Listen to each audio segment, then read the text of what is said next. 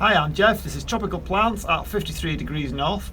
Now, if you remember, back in December, it was actually the 27th of December, I did a little bit of an experiment, not very scientific, but what I did was I demonstrated two propagation techniques for Streptocarpus, the Cape Primrose, and we said we'd have a look and see what happened and see which was the best one.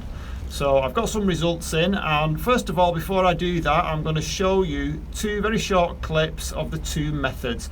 So let's get into that.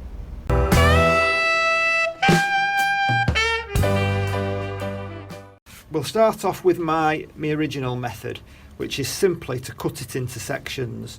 I've not got a great deal here, but we'll just have to go along with it, and it can all go in the same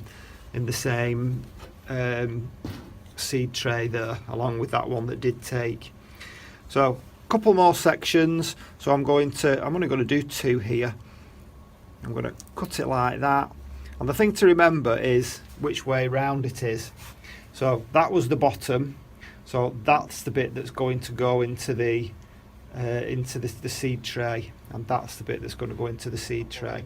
So I think I will get at least some. And I'm not, I don't want thousands of plants. So I'm just going to make, I don't know if you can see that, I just made a little groove there, and I'm just going to pop it into the groove like that. You chop the ends off, both sides, and then what you're going to do, I was trying to make sure I know which way round it is, so the veins are going upwards, so the plant is like that. So what I'm going to do, sorry, you're off camera there, aren't I? There we go.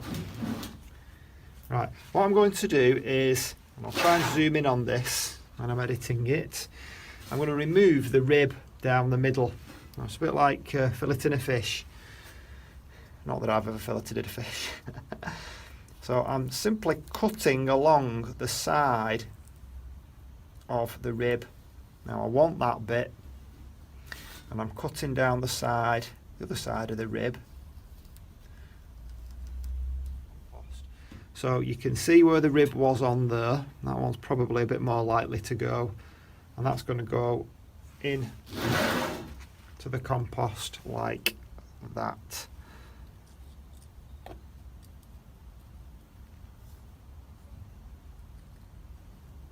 If you're new to my channel, click the subscribe button, ding the notification bell, and you won't miss any updates. Okay, so hopefully you've seen the two methods, and it wasn't a very scientific experiment. It was just that I had seen a new method and I wanted to try it out for myself, and I had two really nice Streptocarpus. One was called Bethan and one was called Polka Dot Purple, and I wanted to increase my stocks of those plants, so I thought I'd give them a go.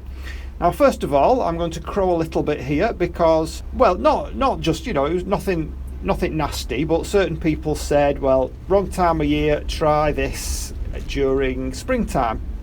And I absolutely agree, springtime is the optimal time to do it, but as you can see, it doesn't really matter that much if you have a contrived environment. If you've got an environment where you can say, well, okay, in here I'm going to keep it a minimum of 12 degrees, then the plants don't really realise that it's winter. Obviously they've got the light. Well, I have supplementary lighting. I also have bottom heat here. They were in this propagator here. They were kept at a minimum of 18 degrees underneath.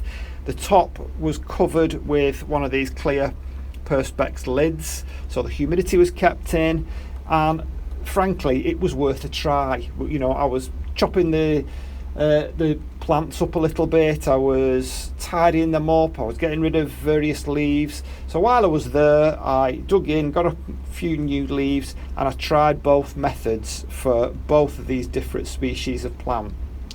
Varieties of plant.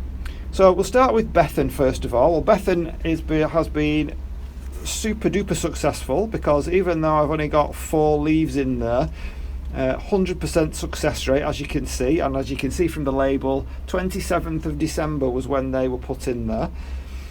The two on the right hand side were the second of the propagation methods. So that's the one where I took a fairly young leaf and I chopped it down the middle, either side of the mid-rib. You discard the mid-rib and then you plant both leaves with the bit where the rib went into the soil. Now as you can see, we've got lots of growth on there.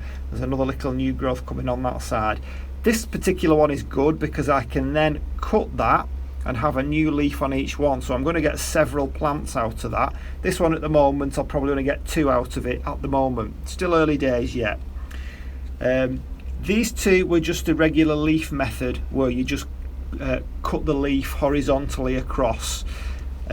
It worked. I've not got multiple plants on it, but it did work, so that shows all it's proving there is that you can actually do it at different times of the year. If you've got a cold greenhouse and you don't heat your greenhouse at all, then obviously spring is going to be the best time. It's going to be too cold any other time of the year.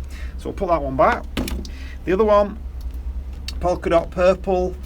Right, well this one's showing different results.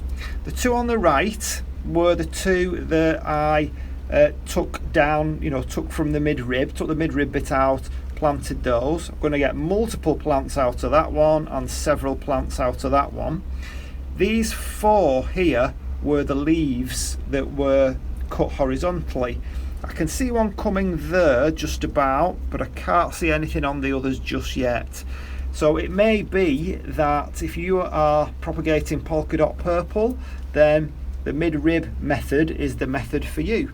It may also just happen to be that the leaf I took wasn't as young as the one that I took here. Who knows? It's worth a try.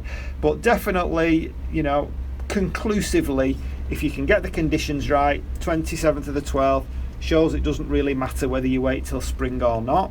And as far as which of the 2 methods to use, so far I think I'm liking this method better, because I think you're more likely to get multiple plants from it because there's a greater surface area in touch with the soil there. You can see off both of those we've got multiple plants on there, so that's the one I'm going to use in future. Okay, so I hope you enjoyed this video, and if you've got any Cape Primroses, any Streptocarpus, now actually in, what are we now? We are February, you might be seeing this at the beginning of March. This is definitely a good time to do it if you live in temperate climates like we do here in the UK.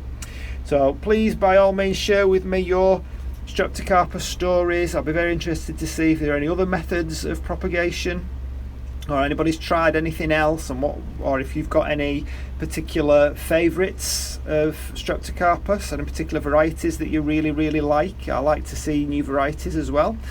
Drop us a like if you enjoyed it, and if you didn't, don't do a thumbs down. I don't mind one way or the other, and I will see you on the next one. Bye.